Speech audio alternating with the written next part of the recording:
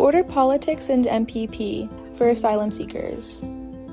In this series, we will offer a general view of the waiting list, the Migrant Protection Protocols, also known as Remain in Mexico or as MPP, Title 42, and also what has happened at the border as of January 2022. Part 1. What is MPP? The Migrant Protection Protocols, also known as Remain in Mexico or as MPP, is a policy that was implemented for the first time by the Trump administration in 2019. MPP is known as one of the worst and most inhumane border policies that the U.S. has ever implemented. Under this program, asylum seekers are returned to Mexico and are forced to wait in very dangerous border cities for long periods of time while their asylum cases proceed in the U.S. Before MPP, the procedure to ask for asylum in the U.S. was very different. Under the first version of MPP, only people from Spanish-speaking countries and Brazil were subjected to MPP. In December 2021, the Biden administration reinstated MPP. Under the new MPP, which is sometimes referred to as MPP 2.0, any person from the Western Hemisphere besides Mexico can be placed under MPP. This includes countries such as Haiti, where Spanish is not the official language.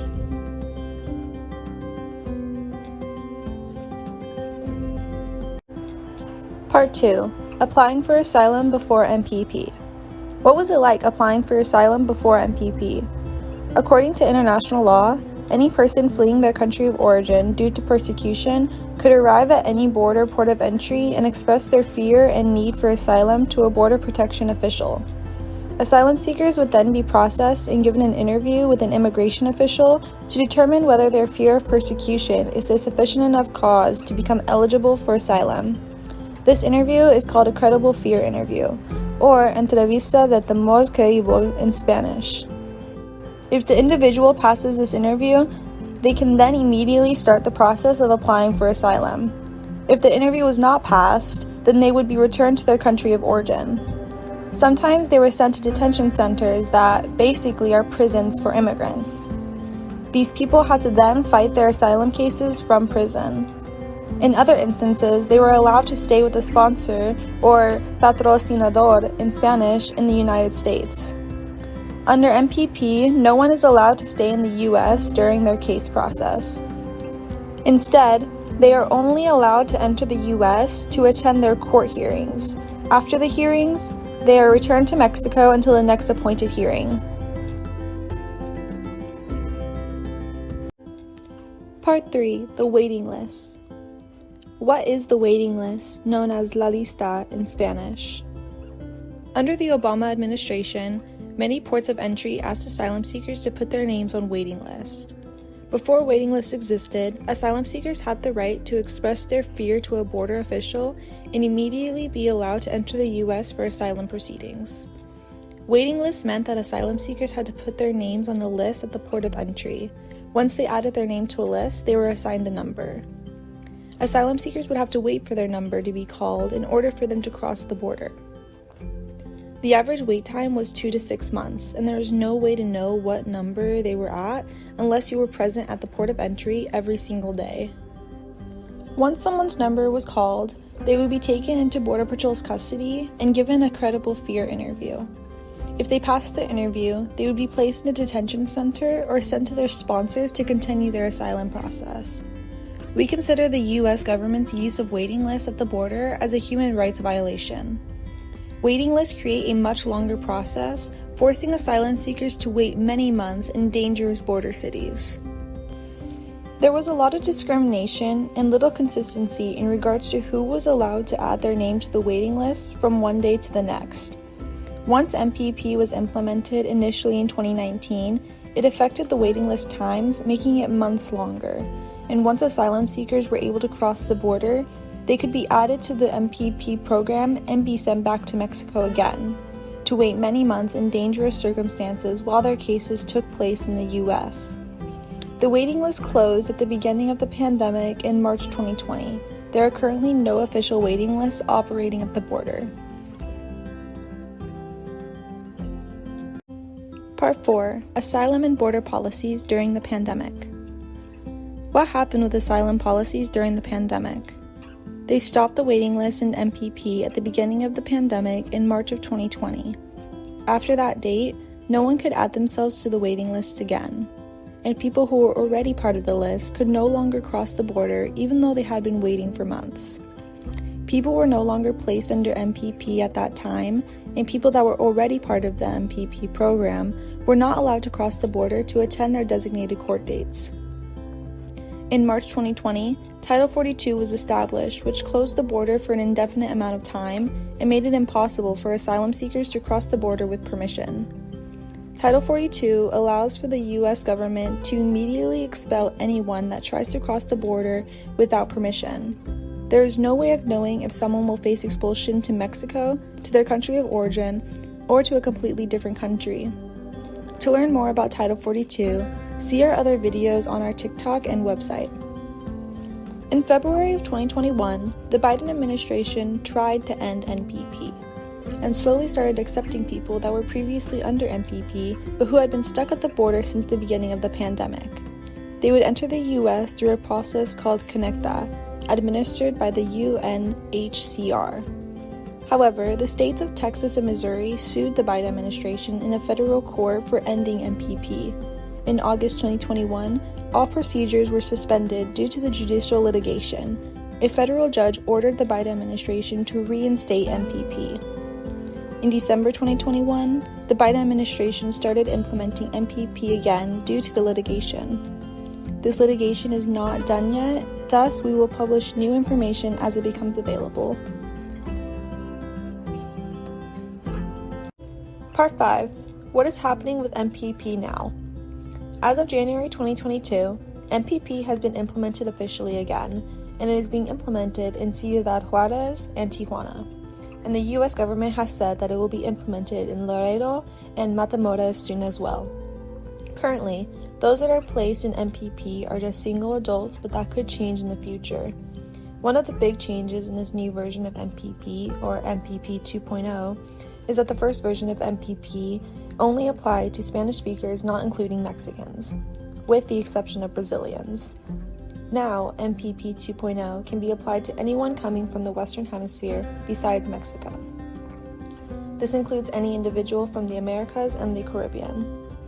And it includes speakers of many languages, not just Spanish speakers. According to the U.S. government, people that are highly vulnerable won't be placed under MPP, such as people with serious medical conditions and LGBT individuals. Yet, we have seen that border agents have not been evaluating asylum seekers for vulnerabilities, and have been placing people with extreme vulnerabilities in MPP.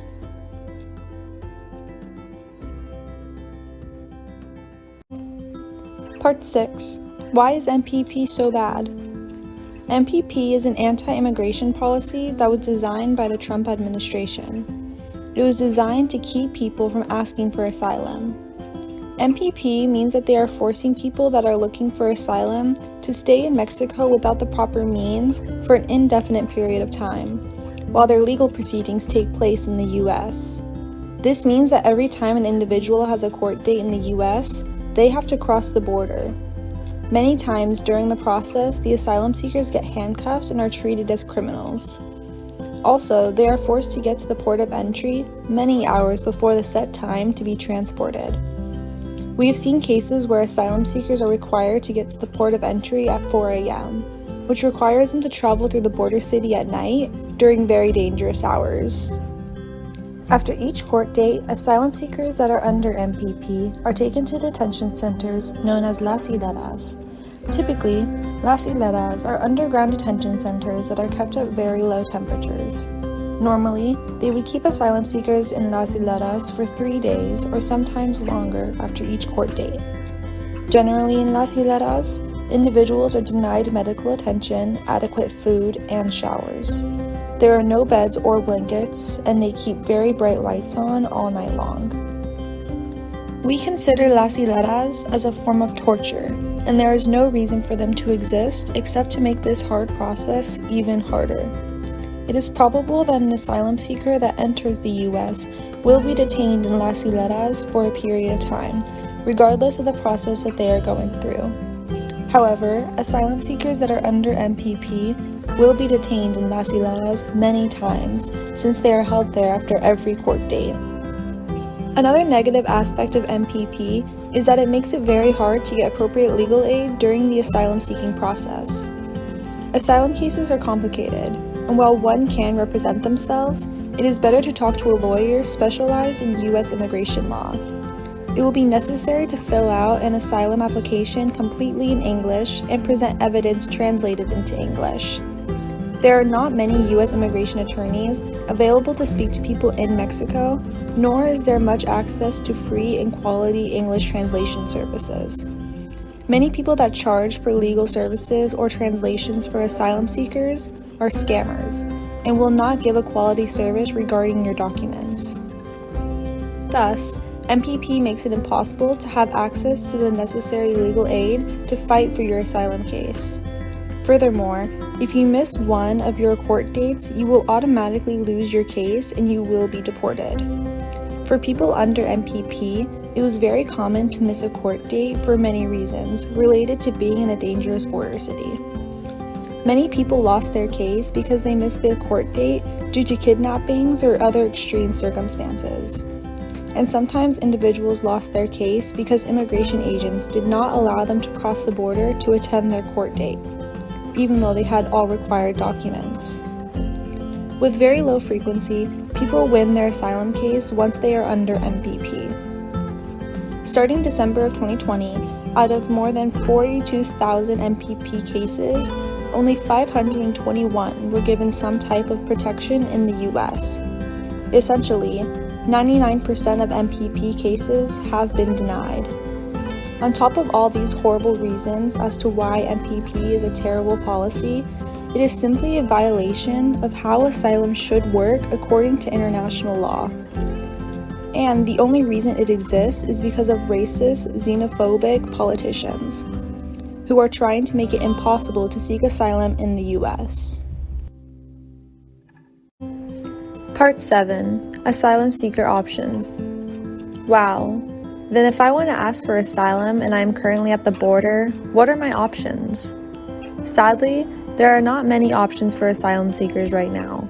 The border is still closed for asylum seekers due to Title 42, which means that no one can cross the border through the ports of entry, and there are no legal ways to cross the border at this moment. Crossing the border without permission is extremely dangerous and risky. Many people end up hurt in the process, and due to all the negative policies related to the border at the moment, it is almost impossible to tell what could happen to someone that crosses the border without permission.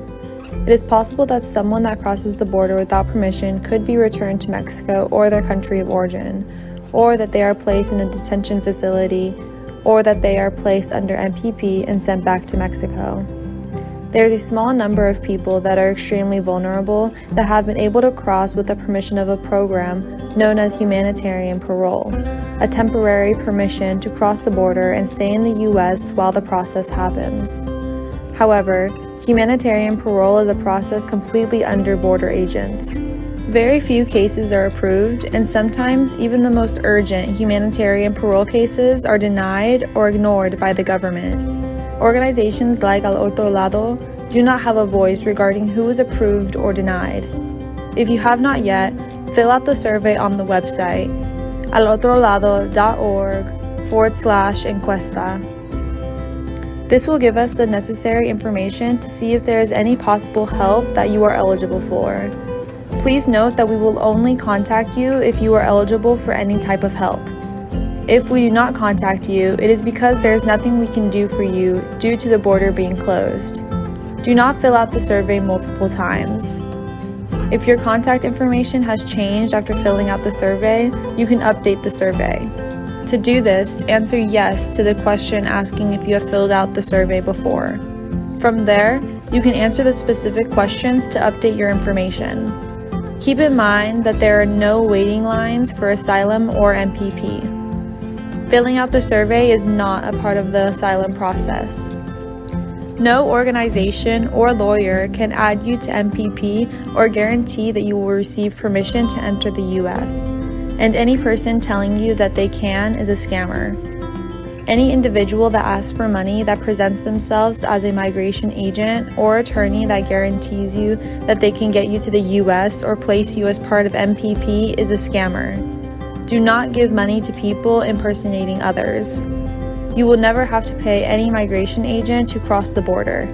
And all the organizations that work at the border, such as Al Otro Lado, will never ask you for money. Please keep in mind that we will continue sending out messages to keep you up to date, and we will share more information on our website as the situation unfolds.